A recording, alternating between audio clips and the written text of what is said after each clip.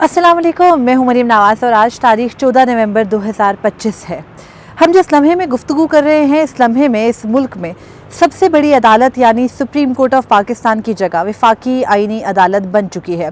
उसके chief justice और जजेस का तकर्रुर भी हो चुका है। इससे कबल जब हमने आखिरी मरतबा गुफ्तगू की थी तो ऐसा कुछ भी मौजूद नहीं था। सुप्रीम कोर्ट मेरे पीछे नज़र आती है सफ़ेद इमारत अपनी असल हालत में और अपनी असल हुर्मत के साथ मौजूद थी। गुज़िश्ता रोज़ जस्टिस मंसूर अली शाह और जस्टिस अतर मिनल्ला ने अपने अपने इस्तीफ़े दे दिए, जिसके बाद ये बाज़गश शुरू हुई कि क्या मज़ीद इस्तीफ़े आएंगे और फिर मज़ीद इस्तीफ़ों की भी एक्सपेक्टेशन आज के दिन ही में की जा रही है। आज दिन सुबह से क्या होता रहा? पिछले एक हफ्ते में 27वीं आईनी तरमीम के इंतजाम हो जाने के बाद अब हालात किस नहज पर पहुंच चुके हैं और अदलिया के अंदर मायूसी का क्या आलम है, और कुछ ऐसे इवेंट्स जो पिछले 2 रोज़ में हुए और जिन पर बात करना नागुज़ीर है, उससे मुतालिक हम गुफ्तगू का अपना आगाज़ करते हैं। और सबसे पहले हम ये भी बात करेंगे कि आज मौजूदा चीफ जस्टिस जिन्होंने 27वीं आईनी तरमीम के अंदर अपने नाम के साथ चीफ जस्टिस ऑफ पाकिस्तान लगवा कर एक चीज़ जो है वो हासिल की, अपना जो वक़ार है उसको बहाल करने की एक नाकाम कोशिश की, उनके अपने जजेस ने उन पर अदम एतमाद कैसे किया और कैसे सुप्रीम कोर्ट के अंदर बुलाई गई सबसे बड़ी मीटिंग, जो माजी में शायद इतना बड़ा इजलास हुआ करता था कि उससे ज़्यादा जो है वो किसी चीज़ की अहमियत नहीं होती थी, आज उस इजलास के अंदर जजेस ने क्यों शिरकत नहीं की और क्या इजलास बग़ैर हुए ही एलामिया जो है उसका आ गया, इसकी तफसील आपके साथ शेयर करूँगी। सबसे पहले हम आगाज़ करते हैं और बात करेंगे कि सुप्रीम कोर्ट ऑफ पाकिस्तान को ख़त्म कर दिया गया, और वो ऐसे कि 27वीं आईनी तरमीम के अंदर अब सुप्रीम कोर्ट ऑफ पाकिस्तान नहीं है। ये एक सुप्रीम कोर्ट है, ये एक एपलेट फोरम है, ये जो है वो लोगों के तलाक और लोगों के जो शादी ब्याह के मामलात हैं उनके मुतालिक मुकदमात को सुन सकती है, फौजदारी के मुकदमात को सुन सकती है, उसके अलावा ज़मीन जायदाद के केसेस को सुन सकती है, सर्विस मैटर्स को सुन सकती है। लेकिन जहाँ भी बात आईनी तशरीहात की आएगी वहाँ पर सुप्रीम कोर्ट कुछ नहीं कर सकती, बल्कि मामला जाएगा वफाकी आईनी अदालत, जिसके सरबराह बना दिए गए हैं जस्टिस अमीनुद्दीन खान। और आज उन्होंने हल्फ लिया, उनकी तकरीब हल्फ बर्दारी ईवान सदर में हुई। उस ईवान सदर में होने वाली तकरीब हल्फ बर्दारी के अंदर सुप्रीम कोर्ट का कोई ऐसा जज शरीक नहीं हुआ जो इस वक्त सुप्रीम कोर्ट में हो, सिवाय चीफ जस्टिस जनाब याहिया खान के, जो चेहरे के तासुरात से वहाँ मौजूद हमारे साथियों के मुताबिक बिल्कुल दुरुस्त नज़र आ रहे थे। लेकिन उनकी जो चेहरा जब आप खोल कर देखें, जो लाइव ब्रॉडकास्ट हुआ हल्फ, उसके मुताबिक तो नज़र आता है कि वो सोए नहीं और उनकी आंखें जो हैं उनमें कहीं पे भी नींद पूरी होने के आसार नहीं थे। इतलात ये भी है, हमारे ज़राए ये भी दावा करते हैं कि जब चीफ जस्टिस जनाब याहिया खान जो हैं वो बड़े दिल बर्दाश्ता हुए, क्योंकि उनका जो स्टेटस है वो तो मुकम्मल तौर पर ख़त्म कर दिया गया ना। सुप्रीम कोर्ट क्या है? कुछ भी तो नहीं है। जब पूछा जाता है अब तो कहा जाता है ये देखिए ना, चीफ जस्टिस जो है जनाब याहिया खान वो अब सुप्रीम जुडिशल काउंसिल के सरबराह भी हैं, वो जुडिशल कमीशन के सरबराह भी हैं, वो लॉ एंड जस्टिस कमीशन के सरबराह भी हैं, फेडरल जुडिशल अकेडमी हो या फिर जो मुख्तलिफ अदलिया के इदारे हैं उन सब के सरबराह भी हैं। तो फिर सवाल ये उठता है कि इन तमाम तर सरबराहियों के अंदर इख्तियार कहाँ है? वो असल इख्तियार जिसके लिए कोई जज बनता है वो तो मौजूद नहीं है, क्योंकि जस्टिस मंसूर अली शाह और जस्टिस अतर मिनल्ला के इस्तीफे बिल्कुल दुरुस्त इस बात की निशानदेही कर रहे हैं कि वो आइन जिस पर जजेस ने हल्फ लिया, अब जब वो एग्जिस्ट ही नहीं करता तो वो अपने ओहदे पर बराजुमान कैसे रहें। लेकिन फिर बहुत सारे लोग ये सवाल करते हैं कि अगर 2 जज साहिबान ये समझते हैं कि वो आइन नहीं रहा तो उनके साथ चलने वाले बाकी जजेस के तासुरात क्या है, सुप्रीम कोर्ट के अंदर की हलचल क्या है। इस पर आने से कबल मैं वापस जाऊँगी चीफ जस्टिस जनाब याहिया खान के हालात पर। उनको उनके अपने साथी जजेस, उनके अपने जजेस जो कि सुप्रीम कोर्ट में उनके साथ मुख्तलिफ मौक़ों पर बड़े जो है ना वो जाफिशानी के साथ लगे रहे अब तक 26वीं तरमीम के बाद भी, उन्होंने भी कहा कि हजूरी आपने क्या किया है, आपने तो अपनी पर्सन स्पेसिफिक एक तरमीम करके हमें भेज डाला है, तो उस पर जो है वो जनाब कुछ कर नहीं सके। तो इतला ये भी आई कि 2 रोज़ कबल इस अदालत के जो चीफ जस्टिस हैं जनाब याहिया खान, उन्होंने भी इतना इस्तीफ़ा देने की बात की और फिर उनको मनाने के लिए फ्लोर ऑफ द हाउस के ऊपर वफाकी वज़ीर कानून आज़म नज़ीर तारड़ और फिर इस मुल्क के चीफ एग्जीक्यूटिव वज़ीर आज़म शहबाज शरीफ को चीफ जस्टिस जनाब याहिया खान की तारीफ़ें करना पड़ी और बताया कि वो कितने आला मुनसिफ हैं और उन्होंने कितनी मुआवनत की है इस निज़ाम की।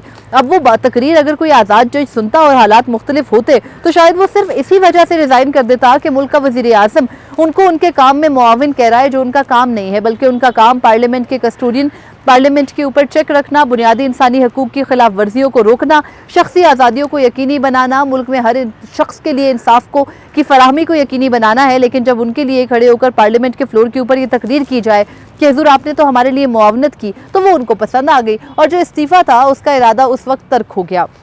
मामलात अभी भी नहीं रुके।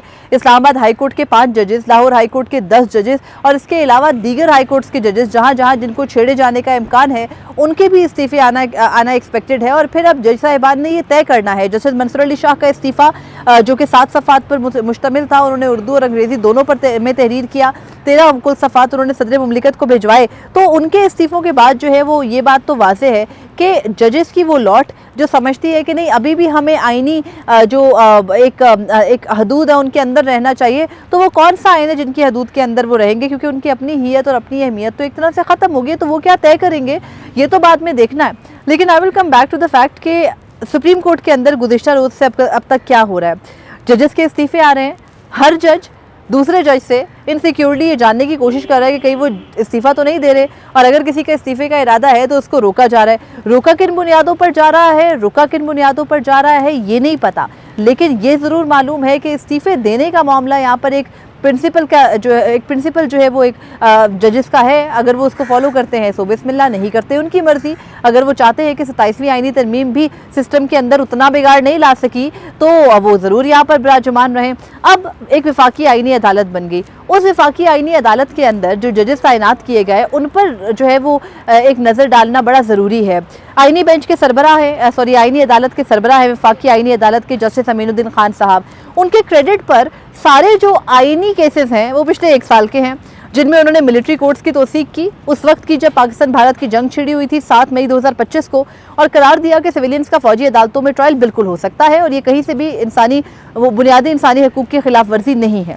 दूसरा, उनके क्रेडिट पर सबसे बड़ा फैसला और सबसे अहम फैसला जिसकी वजह से आज वो वफाकी आईनी अदालत के सरबराह भी हैं, वो मखसूस नशिस्तें लेकर के पीटीआई से वापस हुक्मरान इत्तेहाद को देना था। ये वो फैसला था हमारी मुल्क की तारीख का जिसकी वजह से justice Mansoor Ali Shah chief justice नहीं बने, जिसकी वजह से 8 जजेस को अलग कर दिया गया, उनको किसी भी तरह से जो है वो किसी भी ओहदे पर आने नहीं दिया गया, जिसकी वजह से बाकायदा तौर पर आइन के अंदर 2 तरामीम यके बाद दीगरे की गई, 26वीं और अब 27वीं। और उसके बाद वो जो एक फैसला था वो जस्टिस अमीनुद्दीन खान के क्रेडिट पर इतनी बड़ी चीज़ थी, इतनी बड़ी बात थी कि उनको बाकायदा तौर पर वफाकी आईनी अदालत का सरबराह बनाया गया और आज वो बड़े पुरमसरत नज़र आ रहे थे, बड़े खुश नज़र आ रहे थे। उसके अलावा आईनी बेंच के जजेस के लिए जो सिंध से नॉमिनी, अब देखिए कि कहा गया था कि वफाकी आईनी अदालत भी इसलिए बनाई जा रही है कि चीफ जस्टिस जनाब याया खान के अल्फाज में रिजॉइस किया जाए, यानी तमाम सूबों की नुमाइंदगी जो है वो उसके अंदर शामिल हो।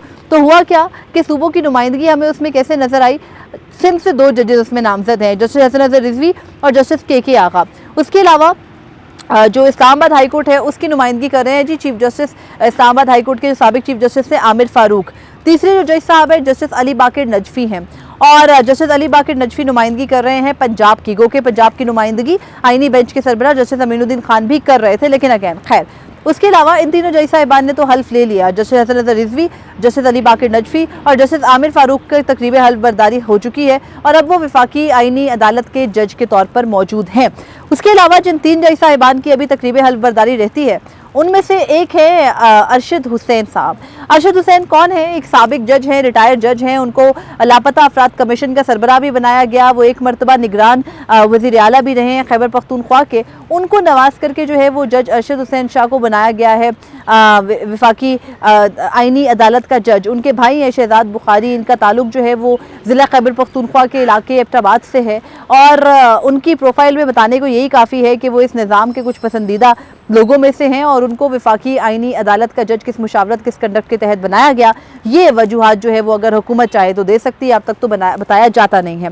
उसके अलावा जस्टिस के आगा जो है वो आएंगे वफाकी आईनी अदालत में और जस्टिस रोज़ी खान भरेज बलूचिस्तान से वफाकी आईनी अदालत का हिस्सा होंगे। तो अभी तक जो नॉमिनेशंस हैं 6 जज और 1 चीफ जस्टिस वफाकी आईनी अदालत के कुल 7 जजेस, उनमें से 2 का ताल्लुक पंजाब से, 2 का ताल्लुक सिंध से, 1 का ताल्लुक खैबर पख्तूनख्वा से, 1 का ताल्लुक बलूचिस्तान से है और 1 का ताल्लुक इस्लामाबाद से है। तो इस तरह से ये 7 जजेस की कंपोजिशन पूरी हो गई। हम सबको पता है और हम इस पर वक्त भी ज़ाया नहीं करेंगे कि जजेस की काबिलियत है क्या। काबिलियत सिर्फ एक ही चाहिए थी और आप इन लोगों के नाम जो है वो बिल्कुल अलग कर सकते हैं। आप ये देखिए कि जस्टिस मुसर्रत हिलाली ने जो है वो अपनी तबीयत नासाजी की वजह से जब इनकार किया कि वो नहीं आ सकती वफाकी आईनी अदालत में, तो फिर इनको नहीं लगा कि justice Shakeel Ahmad supreme court से ऑप्शन हो सकते हैं पेशावर हाई कोर्ट में मौजूद तमाम जजेस जो है वो वफाकी आईनी अदालत में लाने के लिए ऑप्शन हो सकते हैं, क्योंकि उन तमाम जजेस के अंदर एक चीज़ की कमी है और वो ये कि वो आंखें बंद करके यस सर करना नहीं जानते। उसके अलावा जो बाकी जज साहिबान हैं, सुप्रीम कोर्ट में जस्टिस इश्तियाक इब्राहिम थे पेशावर हाई कोर्ट से, उनको भी नहीं लाया गया। तो सुप्रीम कोर्ट के तमाम जजेस को सुपरसीड करके, पेशावर हाई कोर्ट के तमाम जजेस को सुपरसीड करके सूबा खैबर पख्तूनख्वा की नुमाइंदगी एक ऐसे शख्स को दी गई जो ऑलरेडी हुकूमत के बनाए गए कमीशन में सर्व कर रहे थे और इससे पहले भी वो निगरान दौर के अंदर भी सर्व कर चुके हैं और उनसे काफ़ी खिदमत throughout the lifetime ली गई हैं। अब राइट नाउ जो सिचुएशन है वो ये है कि सुप्रीम कोर्ट के अंदर चीफ जस्टिस जनाब याहिया खान ने फुल कोर्ट इजलास बुलाया। गुज़िश्ता रोज़ ही हमारे बहुत सारे सीनियर्स ने हमसे, दफातर ने हमसे सवाल किए कि भाई क्या ज़रूरत पड़ी है कि अचानक से जो है वो फुल कोर्ट इजलास बुला लिया, 27वीं तरमीम से पहले नहीं बुलाया, पास होने के बाद बुला लिया, 2 जजेस का इस्तीफ़ा भी आ गया। अब उसी वक्त ये सवाल था कि जी इसलिए बुलाया गया है फुल कोर्ट इजलास कि शायद अब ये तौसीक कर रहे हो, कहें कि 27वीं आईनी तरमीम बिल्कुल दुरुस्त है। तो आज अब खबर हमारे ज़राए ये दावा कर रहे हैं कि जो सुप्रीम कोर्ट ऑफ पाकिस्तान में, सुप्रीम कोर्ट में गो के इलामिये के अंदर चीफ जस्टिस जनाब याहिया खान ने सुप्रीम कोर्ट ऑफ पाकिस्तान एक गलती के तहत फिर से लिखवा दिया you are no more supreme court of Pakistan. तो उसके खबर ये है कि इजलास हुआ नहीं फुल कोर्ट, और इजलास के बगैर एक एलामिया, बस कुछ जजेस मिलकर बैठे नहीं हैं, एक एलामिया सामने आ गया और एलामिया के एजेंडे पे क्या था, सुप्रीम कोर्ट रूल्स, और वो ऑलरेडी एक सुप्रीम कोर्ट की जो है वो जजेस पर मुश्तमिल 4 जजेस पर मुश्तमिल कमेटी बनी है, उनको भेज दिए गए। और दूसरा ये कि एक वकील हैं सुप्रीम कोर्ट के सीनियर मुनीर पराचा साहब, उनको senior advocate of supreme court का एजाज़ थमाना था फुल कोर्ट के ज़रिए, वो थमा दिया गया। और ये जो है वो बड़ी ब्रीफ सी फुल कोर्ट मीटिंग हुई, बल्कि नहीं हुई, क्योंकि जस्टिस मुनीब अख्तर घर जा चुके थे, जस्टिस मुनीब अख्तर जा चुके थे, जस्टिस आयशा मलिक जा चुकी थी, जस्टिस मलिक शहजाद जा चुके थे, जस्टिस इरफान सादत खान जा चुके थे, जस्टिस अकील अब्बासी मौजूद नहीं थे। तो जजेस की अदम मौजूदगी के अंदर बैठकर कौन सा फुल कोर्ट हुआ है ये आप खुद सोच सकते हैं। तो बहरहाल अब सिचुएशन ये हो गई है कि अदलिया के सरबराह के तौर पर तो चीफ जस्टिस जनाब याहिया खान नहीं रहेगा, कि हुकूमत ने उनको खुश करने के लिए, उनको ओहदे पर बरकरार रखने के लिए इंतज़ाम बड़ा किया, लेकिन उनके अपने जजेस ने भी उन पर बड़ा अदम एतमाद कर दिया। उनके बुलाए गए फुल कोर्ट इजलास को कोई वक़्त और अहमियत दी ही नहीं गई, बल्कि इंटरनली उनको काफ़ी हज़ीमत का सामना भी करना पड़ा जब उनके लिए एक पर्सन स्पेसिफिक अमेंडमेंट ला के उनके नाम के साथ चीफ जस्टिस ऑफ पाकिस्तान लगाया गया। आज ही के दिन में एक और अहम चीज़ ये भी हो चुकी है अब तक कि जहाँ वफाकी आईनी अदालत का क़याम हुआ, जहाँ सुप्रीम कोर्ट के अंदर फुल कोर्ट मीटिंग होने के बगैर उसका एलामिया आ गया, वहीं पर एक मेरे लिए जो हैरानकुन चीज़ थी वो ये थी कि जस्टिस मोहम्मद अली मज़हर कहाँ हैं। जस्टिस मोहम्मद अली मज़हर ने इस निज़ाम को उतना ही सर्व किया है जितना जस्टिस अमीनुद्दीन खान ने किया, बल्कि उनसे बढ़कर किया। उन्होंने तो अपने फैसले को चेंज किया। उनके समधी जस्टिस हसन रिजवी को तो ले जाया गया वफाकी आईनी अदालत, लेकिन जस्टिस मोहम्मद अली मज़हर को यहाँ रखा गया है, क्योंकि कहीं ना कहीं ये खदशा मौजूद है कि अगर चीफ जस्टिस जनाब याहिया खान की जानिब से इस्तीफ़ा सामने आ जाता है तो इस सफ़ेद अमारत की कमान भी किसी नाकाबिले एतबार बंदे के हाथ में नहीं पकड़ानी। खास तौर पर जस्टिस जमाल मंदोखेल के हाथ में तो कोई चीज़ नहीं देनी, क्योंकि वो दोनों जानिब खेल रहे थे। वो जस्टिस मंसूर अली शाह के साथ भी थे, वो जस्टिस याहिया आफरीदी के साथ भी थे, वो जस्टिस अमीन के बेंचेस में भी थे, वो जस्टिस मुनीब अख्तर के साथ भी बैठते उठते थे, तो उनके ऊपर एतबार नहीं हो सकता। तो लिहाजा इस अमारत की कमान जो है वो पकड़ाने के लिए, हालात अभी साजगार रखने के लिए जस्टिस मोहम्मद अली मज़हर को ऑप्शन के तौर पर सुप्रीम कोर्ट में रखा गया।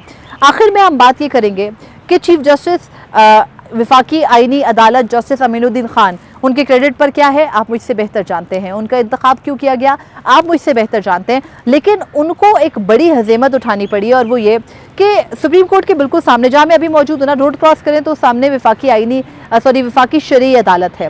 वफाकी शरई अदालत की बिल्डिंग को खाली किया जा रहा था वफाकी आईनी अदालत के लिए। इकबाल हमीदुर रहमान साहब जो है वो वफाकी आईनी अदालत के हैं चीफ जस्टिस, उन्होंने इनकार कर दिया। उन्होंने कहा कि हम अपनी बिल्डिंग नहीं देंगे।